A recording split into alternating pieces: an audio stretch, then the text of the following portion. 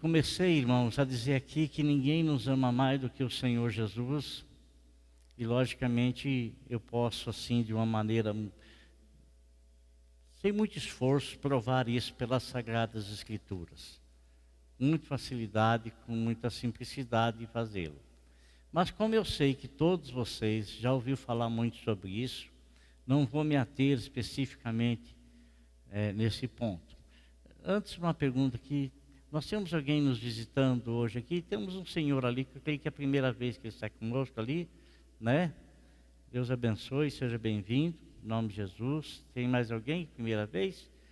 O Emerson, a gente conhece ele bem tempo, Emerson. Bem tempo, né? Sempre tivemos amizade com a família dele, com ele. É um prazer recebê-lo aqui, viu? Em nome de Jesus, que Deus te abençoe. E o nosso amigo ali também, é um prazer te receber aqui em nome do Senhor. Mas, voltando ao que eu estava dizendo, irmãos,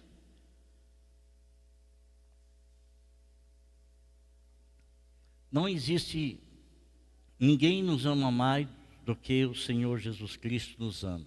Ninguém, absolutamente ninguém.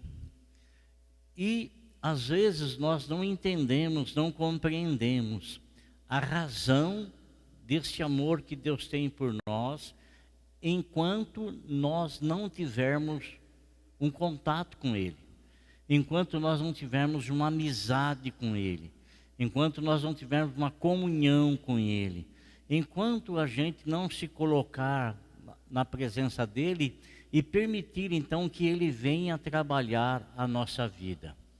Deus, Ele tem um plano com todo ser humano, todo ser humano. Ninguém é obra do acaso, absolutamente ninguém. Deus tem um plano com cada um de nós. Deus tem um plano com a nossa família, mas Deus tem um plano especificamente, individualmente, para cada um de nós. Ele tem esse plano, esse projeto. E esse plano, esse projeto está traçado na eternidade. Quando eu digo eternidade, estou falando do hoje, desse momento, do aqui, do agora.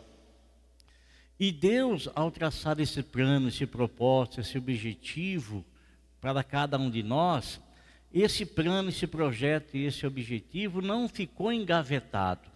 Você sabe que muitas vezes você tem plano, você tem projeto, você até escreve muitas coisas, ou então você tem na sua cabeça, no seu coração, assim, a ideia, o desejo, o querer, coisas boas, o querer, sabe? E às vezes aquilo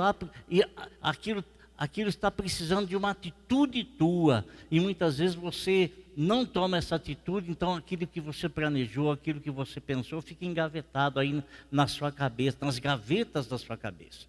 Fica ali. Mas, irmãos, Deus não. Deus, Ele não tem o plano dele engavetado. Deus não tem o projeto dele engavetado ao meu respeito e nem ao seu respeito. E o plano de Deus, ele tem a iniciativa e ele vem a se tornar concreto a partir do momento que nós fazemos uma coisa. A partir do quê?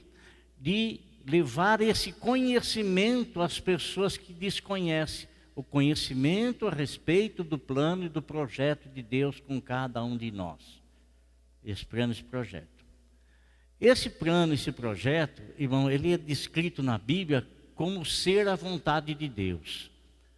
O apóstolo São Paulo disse que Deus tem uma vontade suprema e soberana, e essa vontade Deus quer que o homem passe a ser conhecedor do plano e do projeto dele, direcionado ao homem. Paulo disse, a vontade de Deus é que todas as pessoas cheguem ao pleno conhecimento da salvação. Por isso o Senhor Jesus Cristo disse o seguinte: vocês têm que ir por todo mundo e vocês têm que falar da salvação. Você tem que pregar o evangelho a toda criatura. Porque aquele que crer e for batizado será salvo.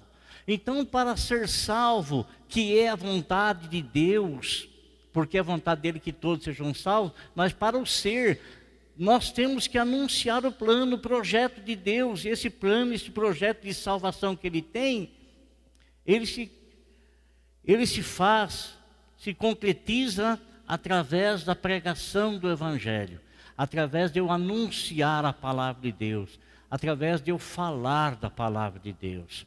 E sabe, irmãos, não existe distinção de pessoas com respeito a isso.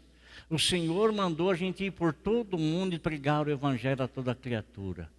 Eu fico às vezes assim muito admirado, irmãos, com a reação de determinadas pessoas quando ouve-se que alguém, um personagem aí, alguém que é conhecido no meio artístico, no meio aí musical, ou qualquer outro meio assim, que a pessoa tenha popularidade ou é conhecido, quando ouve-se que essa pessoa se converteu. Nossa, o fulano de tal se converteu, fulano, e muitas pessoas ficam empolgadas com isso. Eu não me empolgo em absolutamente com ninguém. Pode dizer que o presidente Lula se converteu, pode dizer que o presidente Bolsonaro tenha se convertido, pode dizer que a Janja se converteu, pode dizer que o ministro fulano de tal, pode dizer que o William Bonner se converteu, eu permaneço sem uma motivação. Por quê? Porque eu aprendi uma coisa na vida. O tempo dirá. O tempo vai dizer se aquilo realmente foi uma conversão ou se aquilo foi apenas um momento em que a pessoa ouviu o Evangelho e foi na igreja e tal, e logo muita gente começa a falar, irmão, olha aqui, o tempo dirá. O tempo dirá. Quando nós também ficamos sabendo que uma pessoa que veio aqui na igreja, anônimo, amigo de um, amigo do outro, aí que foi convidado a vir, e ele veio na igreja, ou ele ouviu o Evangelho, e ele se converteu, nós não temos que fazer distinção na conversão desse que é um anônimo, na conversão daquele que é um personagem aí conhecido, não tem que fazer distinção, porque o amor que salvou este é o mesmo amor que salvou aquele. O valor que foi pago para a salvação desta alma é o valor que foi pago para a salvação daquela alma. Nenhuma alma é mais preciosa do que a outra, nenhuma, porque a todos foram pagos o mesmo preço. E o mesmo preço, ele se manifestou no amor de Deus, e esse amor foi encarnado em Cristo Jesus, nosso Senhor, e Cristo Jesus, nosso Senhor, no amor de Deus, ele se doou, ele se deu, o amor de Deus se entregando por nós lá na cruz.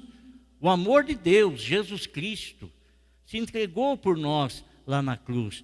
Ninguém, presta atenção que eu vou te falar. Uma interpretação muito errada de muitas pessoas. Ninguém teve poder algum para tirar a vida de Cristo. Ninguém. Ninguém teve poder sobre ele e ninguém tem poder sobre ele. Ele mesmo declarou que ele deu a vida, ele deu, ninguém tirou dele, ninguém tomou dele, ninguém, mas ele deu a sua vida. Oh, que coisa gloriosa! Olha a importância que eu tenho, olha a importância que você tem. Olha a importância que você tem. Ele deu a vida dele, ninguém tirou dele não. Ele quis dar a vida dele por amor a mim, por amor a você. Antes de eu ter nascido, antes de eu ter me conhecido, antes de eu ter vindo ao mundo, antes de eu ter o nome que tenho, antes de tudo ele já havia me amado e já havia se entregue por mim. Por isso Paulo fala que isso é uma prova do amor de Deus por cada um de nós. Então nós temos uma importância muito grande para o reino de Deus, muito grande. E essa importância que nós temos para o reino de Deus, essa importância que todo homem tem, é uma importância sem acepção de pessoas, sem acepção Sem acepção nenhuma. E sabe, irmãos, tem muitas pessoas que às vezes eles desistem. Tem muitas pessoas que às vezes desistem dos próprios familiares, porque porque essa pessoa, ele está numa situação, ele está andando de um jeito totalmente contrário a Deus, tá? E às vezes os parentes falam, isso aí não tem jeito não. Às vezes os amigos falam, ixi, aquele lá já era, aquele lá não tem jeito, ou aquela lá não tem jeito. Está tão que não tem como, não tem jeito, não tem. E às vezes a pessoa deixa de lutar por aquela vida, porque para ela não há mais condição alguma de se resgatar, não há mais condições alguma para sair daquela situação, não há mais condição alguma. Então a gente não sabe realmente o valor que essa pessoa tem para Deus, né? Aquele hino que a Mara Lima, se não me falha a memória, canta: irmão, você sabe o valor que tem uma alma, né? Então às vezes não entende isso aí, a gente não sabe quão preciosa é uma pessoa para o Senhor, e se soubéssemos, nós não desistiríamos dela. Não desistiríamos. Eu quero ler no versículo da palavra de Deus com você, aqui no livro de Lucas, que foi o médico que escreveu o livro que leva o seu nome.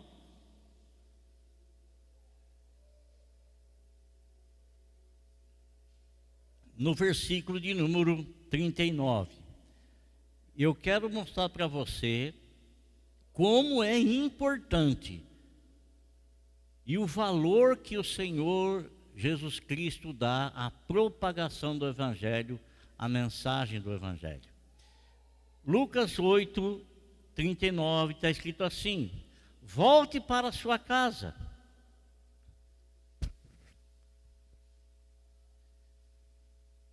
Volte para casa e conte o quanto Deus lhe fez. Aqui está uma outra tradução, não está na linguagem da NVI. Volte para casa e conte o quanto Deus lhe fez. Assim, o homem se foi e anunciou na cidade inteira o quanto Jesus tinha feito por ele. Irmão, quem sabe da sua situação é só você. Quem sabe da situação é só a pessoa que vive a situação.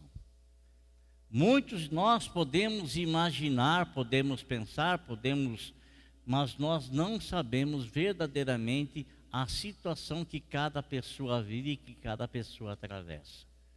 Não sabemos. Podemos imaginar por aquilo que ela vai nos falar, podemos imaginar por aquilo que ela vai nos contar, podemos imaginar, mas nós só teremos a ideia real se estivermos passando a mesma situação. Eu fico pensando, você já imaginou, amado? Você já imaginou uma pessoa que é levada a se suicidar? Você já imaginou como é que essa pessoa está por dentro? Você já pensou a situação da própria pessoa não se autossuportar, né? E a mente dela começa a captar coisas terríveis e horríveis, e aquilo vai sendo formado na cabeça dela, vai sendo formado na cabeça dela, sendo formada até ela chegar ao ponto de ser levada a tirar a própria vida. Mas a alma dessa pessoa, em que estado ela se encontra? Que estado que ela se encontra, a alma de uma pessoa que está nessa situação?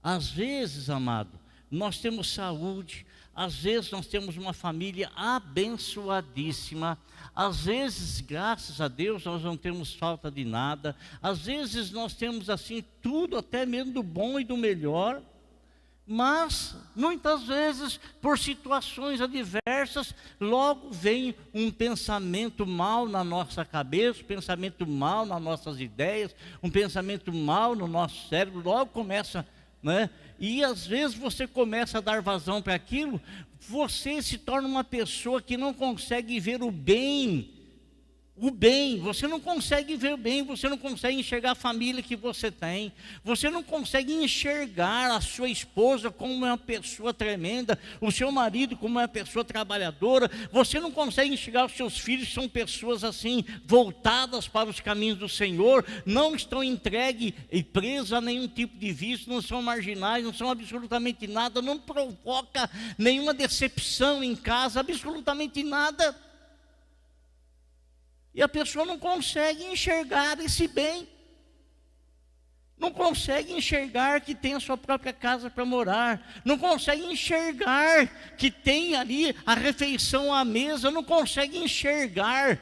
Não consegue ver as coisas boas. Por quê? Porque o coração está envolto em ver uma coisa errada, uma coisa falha, uma coisa, e fica focado naquilo lá. E aquilo vai gerando uma ingratidão no coração, e ingratidão é você não agradecer por aquilo que você tem, e você não agradece porque você não consegue enxergar, não consegue ver, porque o seu sentimento foi atingido por uma situação negativa.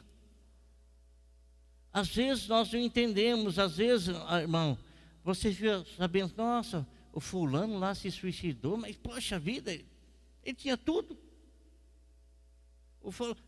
Mas ele tinha tudo, né? A pessoa às vezes dentro de si não se aguenta mais, não se aguenta mais. Eu sempre recebo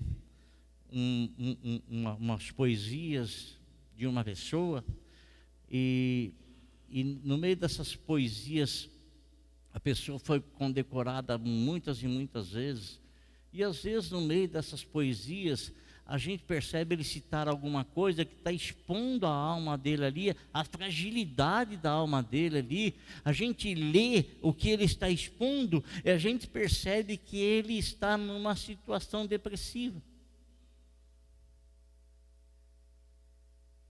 Então, nós não podemos julgar ninguém em absolutamente nada por umas atitudes, porque alguma coisa está levando àquela atitude.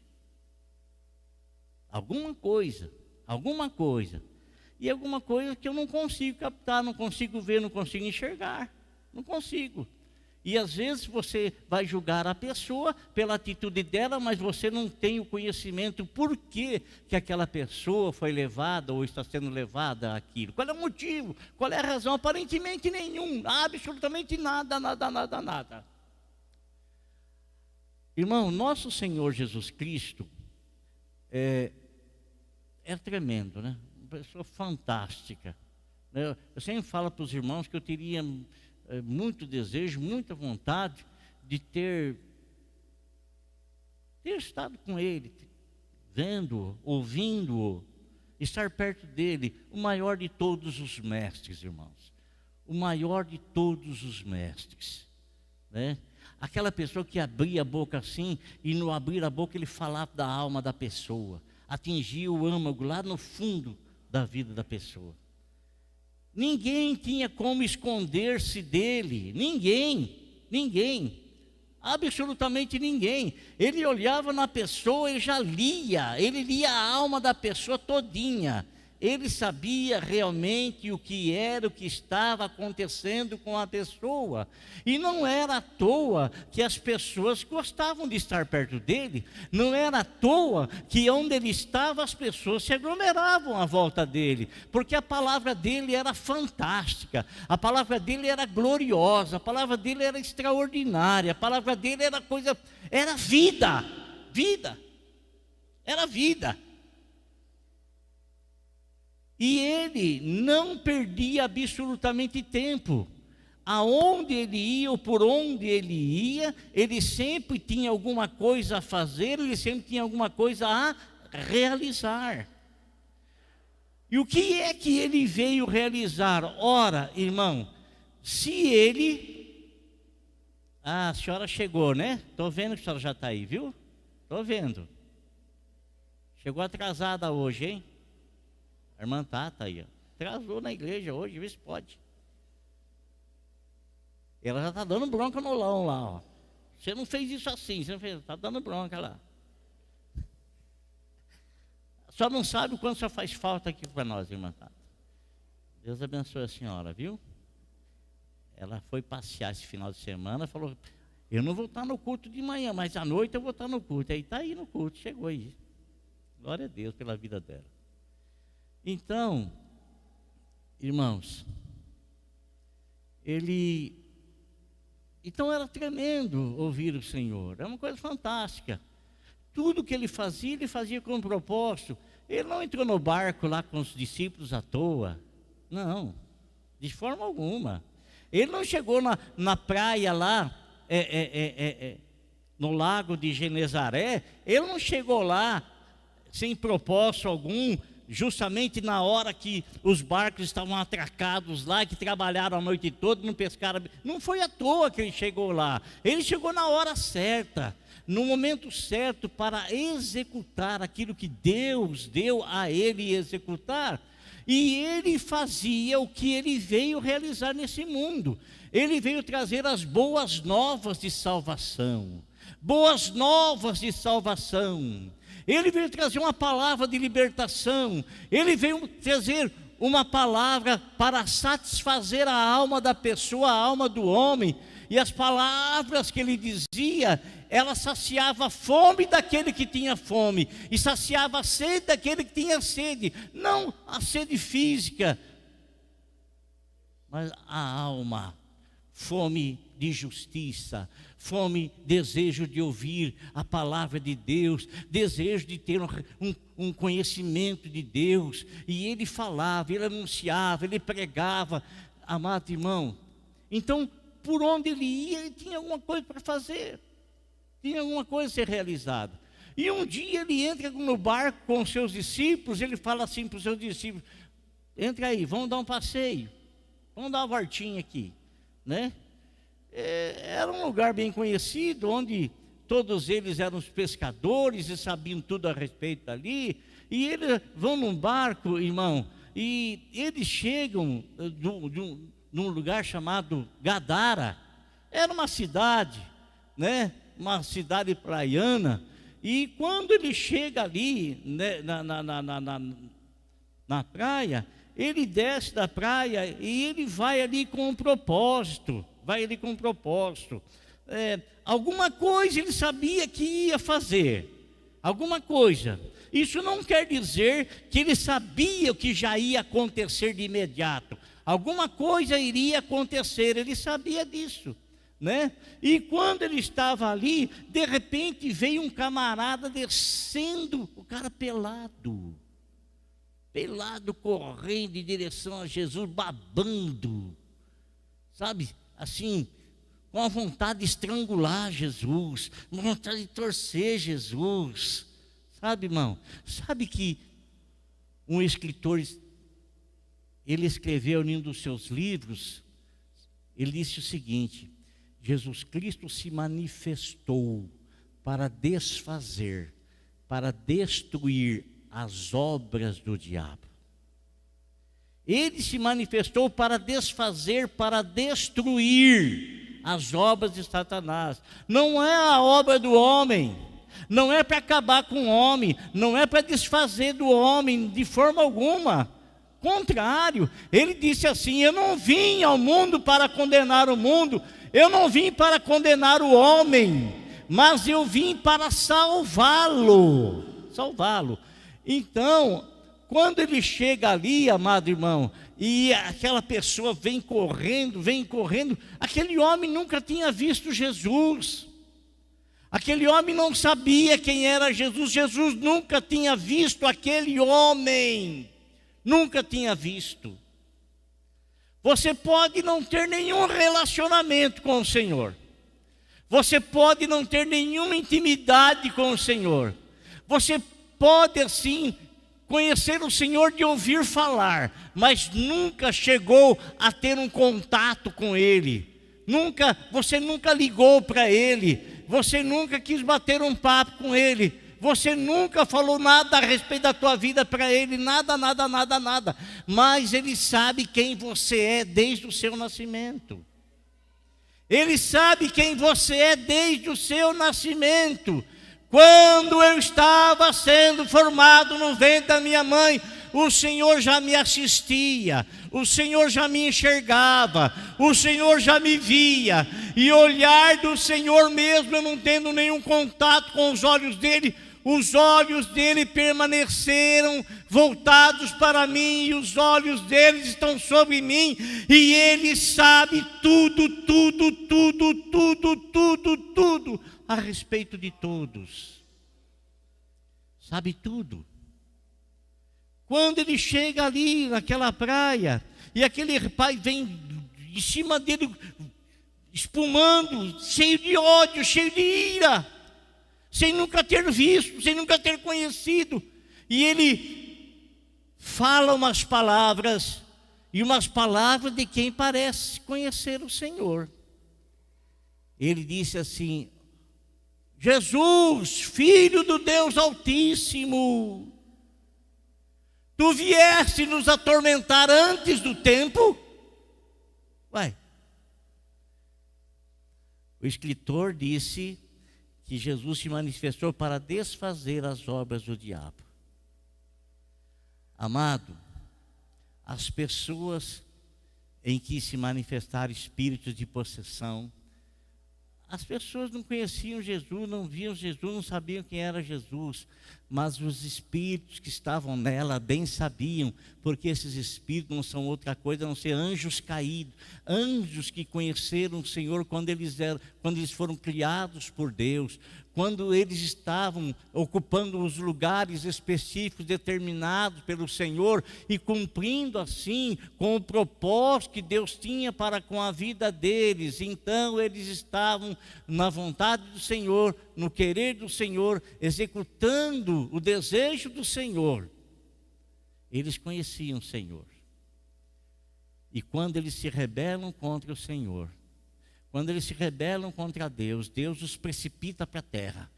Vocês não podem permanecer aqui. E Deus os lança abaixo na terra. E desde então, eles estão continuamente atormentando os homens. Desde então, eles estão continuamente querendo tirar as almas, querendo tirar a vida dos homens. Desde então, eles estão insistentemente tentando granjear, tentando roubar, tentando tirar a vida das pessoas e para conduzi-las para o lugar onde ele vai e levar essas pessoas junto com ele. Irmãos, olha aqui, esse homem chega ali, aí a Bíblia fala que esse homem, ele vivia nos sepulcros, vivia no cemitério. Esse homem, o que será que ele comia? A família não levava comida para ele. A família havia desistido dele.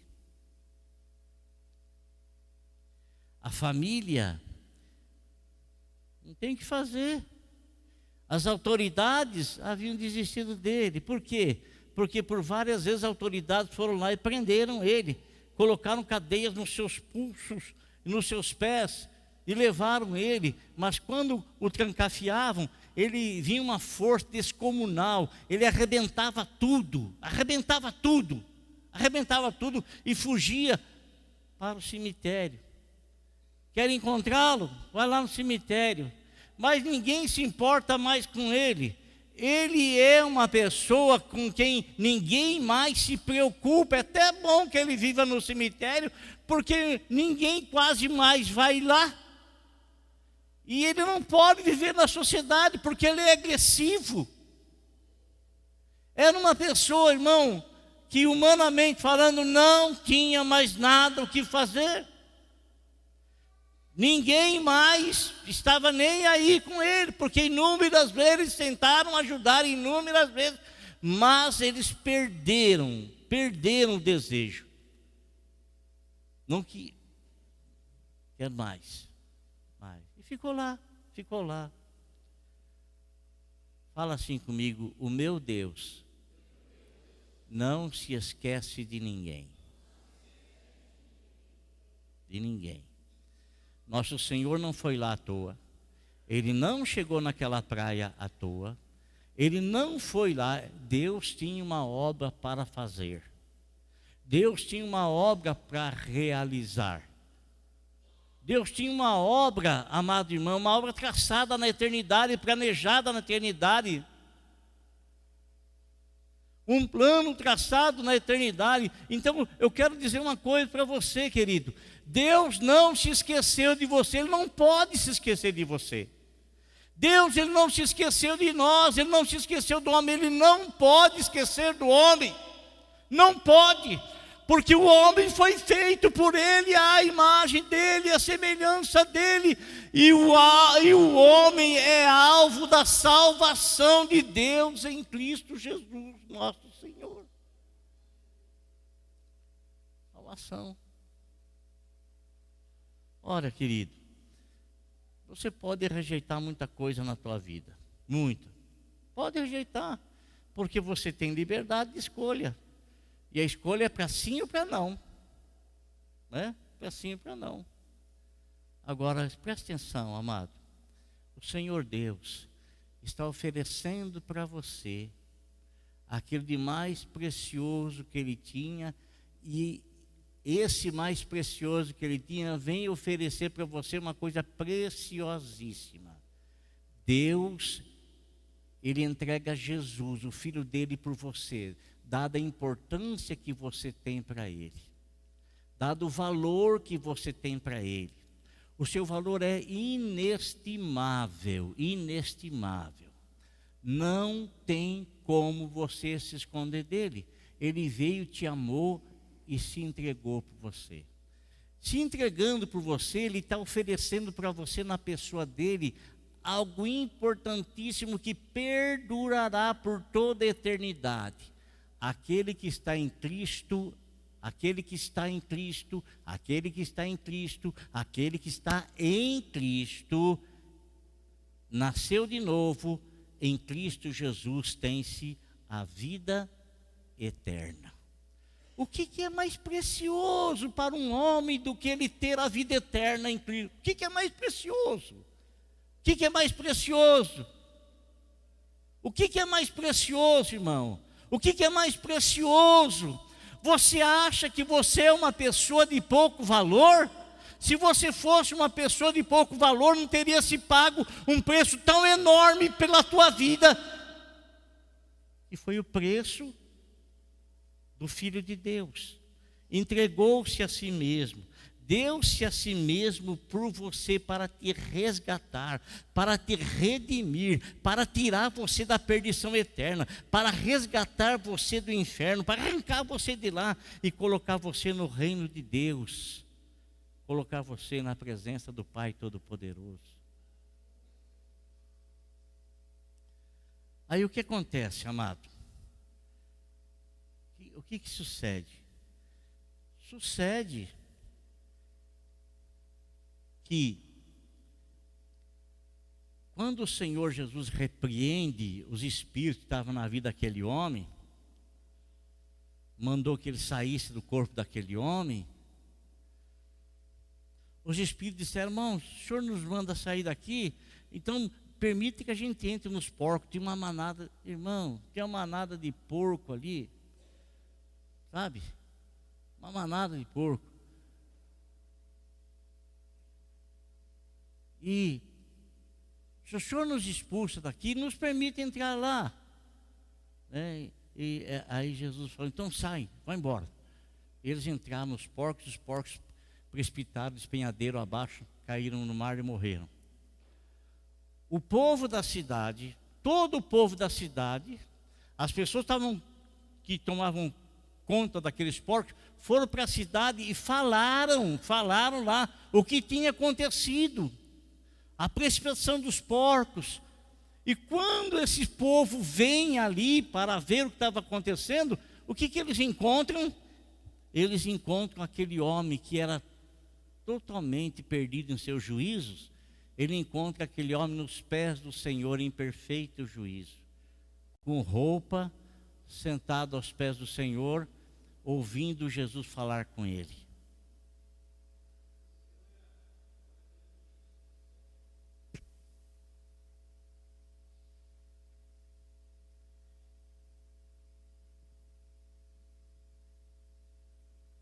Ouvindo Jesus falar com ele.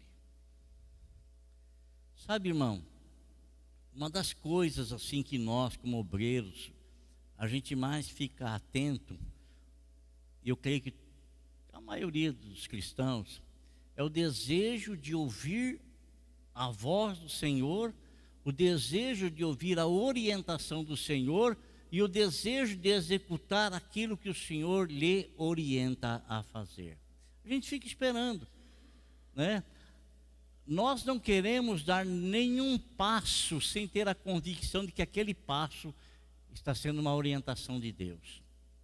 Nenhum passo. E por isso, a gente fica esperando. E quando o Senhor nos dá uma ordem, a gente faz exatamente como o Senhor nos mandou. E sabe como é que o Senhor nos classifica?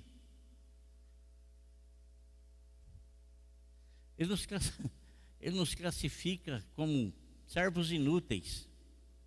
Servo inútil, você só fez o que foi te mandado.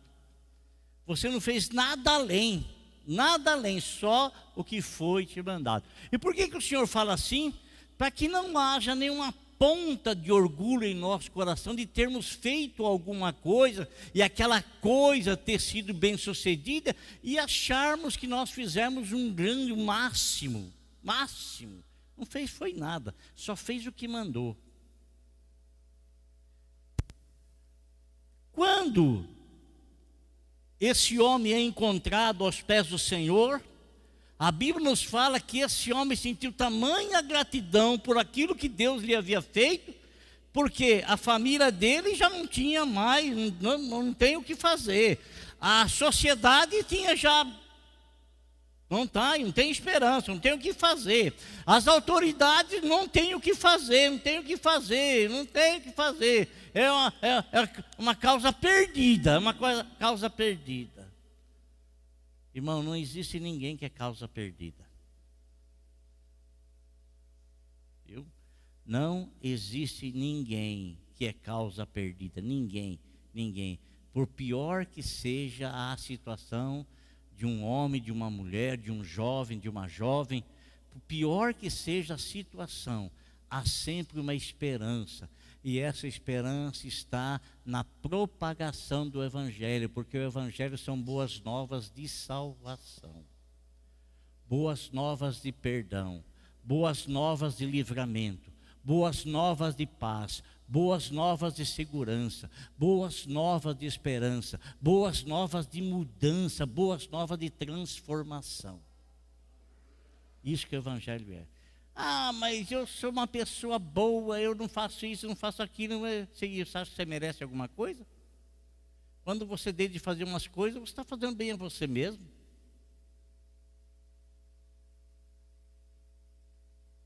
Né?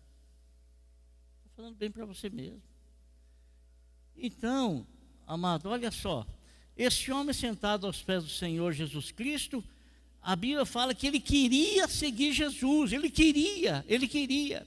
Mas o que aconteceu? Aconteceu que o povo daquela cidade não quis receber Jesus, porque Jesus trouxe um grande prejuízo para eles, perderam os porcos todos, um grande prejuízo.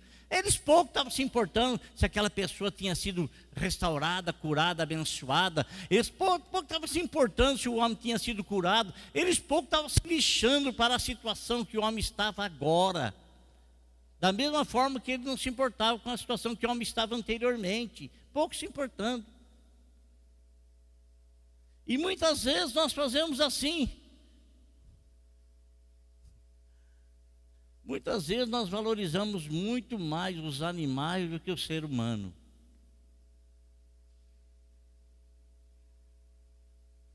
Oh, quanto valeis vós, valeis muito mais do que os passarinhos.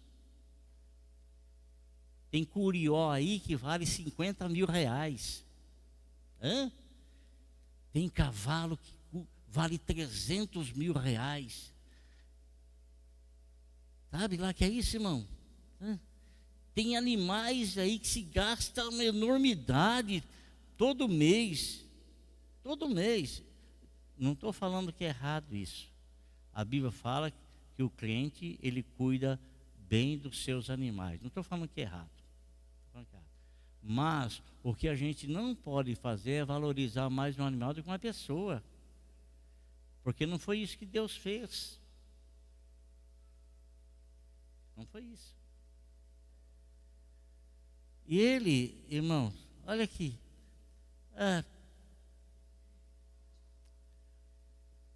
Nós não queremos você aqui.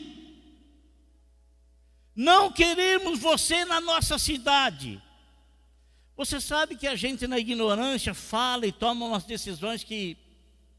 Ignorância. Por não conhecer exatamente, por não saber exatamente o valor que temos, porque nós não conhecemos o Criador e, consequentemente, nós não sabemos o valor que o Criador dá a nós como suas criaturas. Não entendemos, não compreendemos.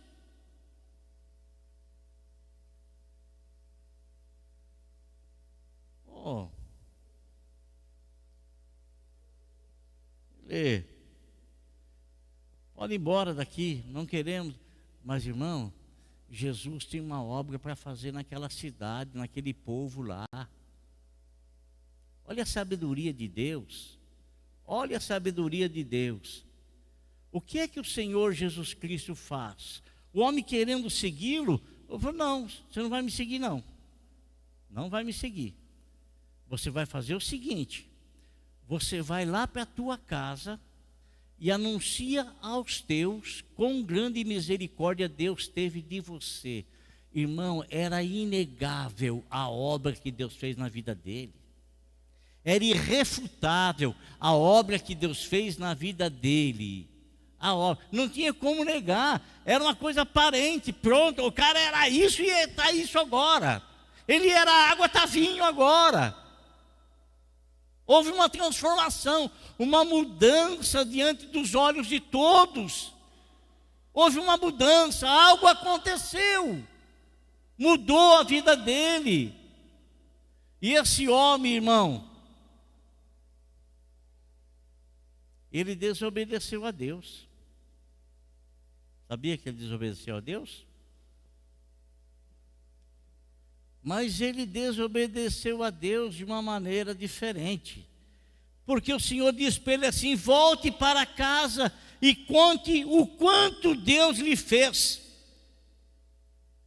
Assim o homem se foi e anunciou na cidade toda. Não anunciou somente para a casa dele, para a família dele. Por quê? Porque ele era uma testemunha não somente para a casa dele, mas para toda a sociedade de Gadara, porque todas as pessoas sabiam quem ele era, todas as pessoas o conheciam, todas as pessoas sabiam da história dele, porque a história dele se propagava e todos os ouvidos daquela cidade ouviram. E agora o que ele faz?